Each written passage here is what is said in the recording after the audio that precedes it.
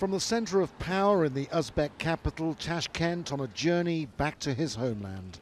Nearly half the people of the most populous nation in Central Asia have never known anyone other than Islam Karimov as their leader. There were flowers and emotion. Yet in his 27 years of power, 2 of them as a Soviet leader, Karimov allowed his people little in the way of freedom of thought and expression. They had very few human rights. He was accused of being accountable for torture and repression. His body was flown to his birthplace, Samarkand. His widow, Tatiana, and youngest daughter, Lola, a diplomat based in Paris, were there. She had used social media to give updates about her father's declining health. His state funeral, unlike the final hours leading up to it, was dignified.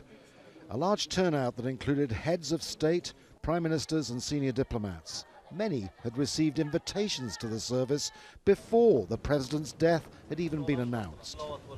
Whatever the cause of the delays, it was undoubtedly the state's security services in firm control of events. That's the way Karimov had built his state. Karimov started out as a factory worker, becoming a card-carrying communist in 1964. He eventually transformed himself into a ruthless authoritarian of Soviet politics in the 20th century. He moved on in 1991 with independence becoming more and more powerful, banning any political opposition and snuffing out any dissent, no matter what the human cost. After the period of mourning, there won't be any visible change in Uzbekistan.